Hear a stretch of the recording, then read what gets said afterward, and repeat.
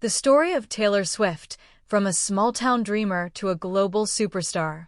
Taylor Allison Swift was born on December 13, 1989, in a small town called Reading, Pennsylvania, in the United States. From the very beginning, her life was surrounded by music, imagination, and big dreams, even though she grew up in a quiet place far from the bright lights of the music industry. Her father, Scott Swift, worked as a financial advisor, and her mother, Andrea Swift, had worked in marketing before dedicating more time to raising Taylor and her younger brother, Austin. Their family lived on a Christmas tree farm, which made Taylor's childhood feel magical in many ways. She spent her early years running through fields, climbing trees, and playing with animals, but there was always one thing that made her happiest: music. As a little girl, Taylor loved to sing. She would sing everywhere: in the car, in her bedroom, in school, and even in front of strangers. Her parents noticed that she had a natural passion for performing. She wasn't shy about standing in front of people, and she enjoyed the feeling of sharing her voice. One of her biggest inspirations when she was young was her grandmother, Marjorie, who had been an opera singer. Taylor admired her talent and loved hearing stories about her performances. Listening to her grandmother's music made Taylor realize that singing could be more than just a hobby. It could be a career. But her interests didn't stop at singing. Taylor also loved writing. She enjoyed telling stories, creating characters, and expressing her feelings on paper. At first, she wrote poems and short stories, but soon she began writing song lyrics. She discovered that songwriting allowed her to combine her love for music and storytelling into one powerful form of expression. When Taylor was around 9 years old, she started performing in local talent shows and community events. She sang songs by famous artists and practiced constantly. She watched other performers on television and studied how they moved, how they spoke, and how they connected with their audience. At the same time, she developed a strong interest in country music. She listened to artists like Shania Twain and Faith Hill, and she loved the way country songs told emotional stories about love, heartbreak, and everyday life. These songs felt real and honest to her, and she wanted to create music that made people feel the same way. As Taylor grew older, her dreams became bigger. She didn't just want to sing for fun. She wanted to become a professional musician. However, living in Pennsylvania made that dream difficult. The center of the country music industry was in Nashville, Tennessee, a city known as the heart of country music. When Taylor was 11 years old, she took a bold step. She recorded a demo CD of herself singing popular country songs. With her mother's help, she traveled to Nashville and visited several record labels, hoping someone would listen to her music. She walked into offices, introduced herself, and handed out copies of her demo. It was a brave thing for such a young girl to do. However, most of the record labels were not interested.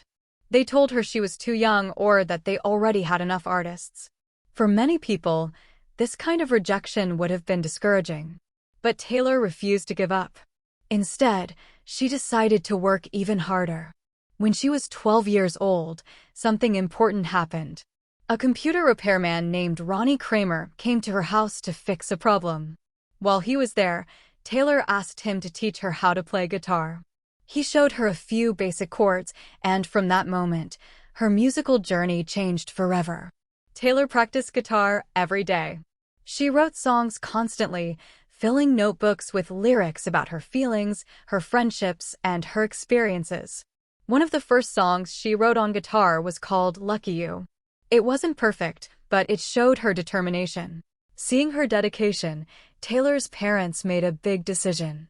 They moved the entire family to Nashville so she could have more opportunities in the music industry. It was a risky choice, but they believed in her dream. In Nashville, Taylor attended a new school and continued writing songs. She spent hours visiting music companies, performing at small events, and meeting people in the industry. She also learned about the business side of music, including contracts, recording, and marketing. Eventually, her hard work paid off. At the age of 14, Taylor became the youngest songwriter ever signed by Sony Music Publishing. This was a major achievement and a sign that her talent was being recognized. Not long after that, she met Scott Borchetta, a music executive who was starting a new record label called Big Machine Records. He saw something special in Taylor, not just her voice, but her ability to write songs that connected with people emotionally. He offered her a recording contract, and Taylor accepted. This moment changed her life forever. In 2006, when Taylor was 16 years old, she released her first single, Tim McGraw. The song was inspired by a real-life experience and told the story of a teenage relationship.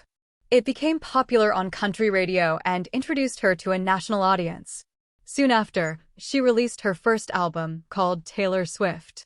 The album included songs about high school, friendships, love, and heartbreak.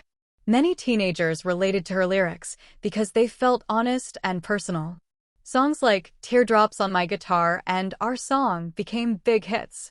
Taylor quickly became known as a rising star in country music. However, success also brought challenges. Taylor spent long hours traveling, performing, and promoting her music. She had to balance her career with schoolwork and personal life. Sometimes she felt tired or overwhelmed, but she remained focused on her goals. In 2008, she released her second album, Fearless. This album changed everything.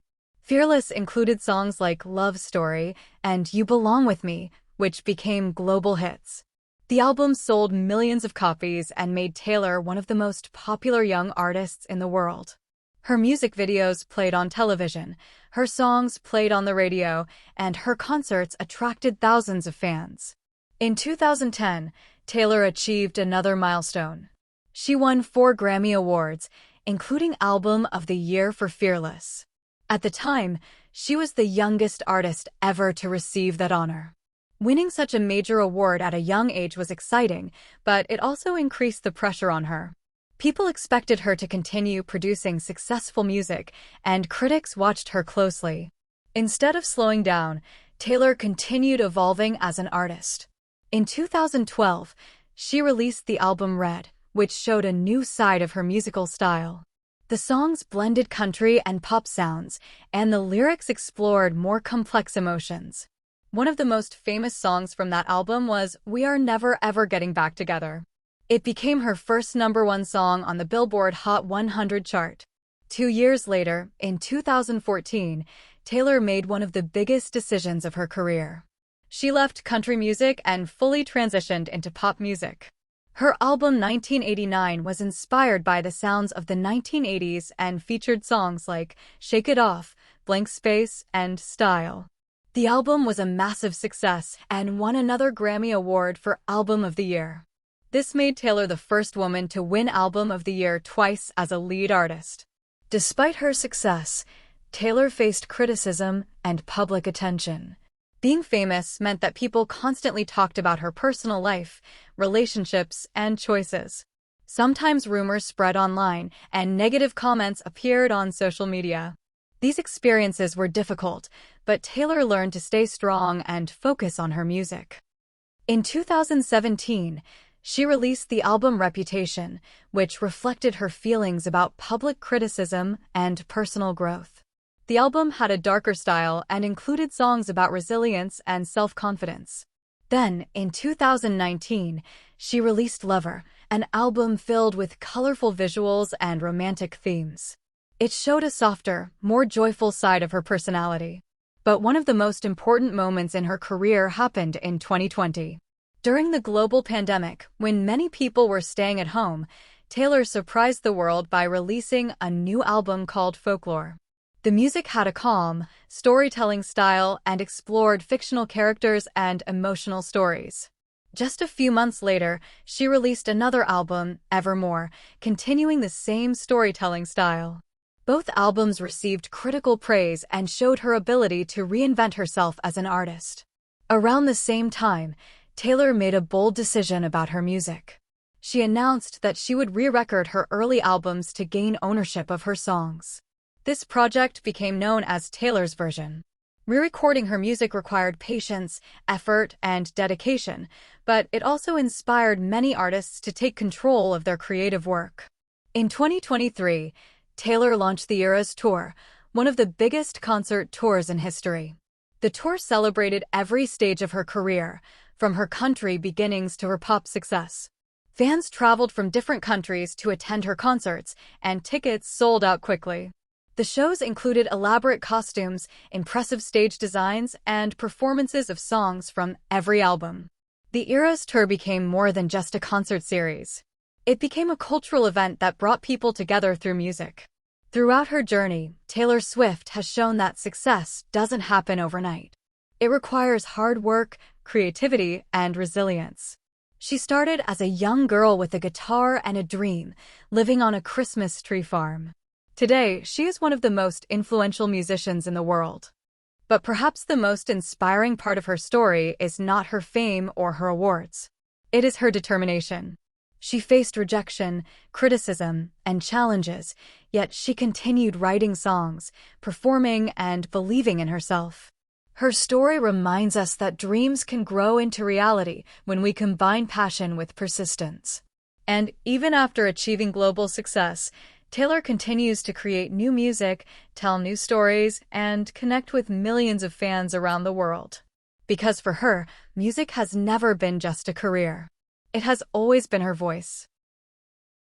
Thanks for watching the video. Remember to subscribe, like, and comment. See you in the next video.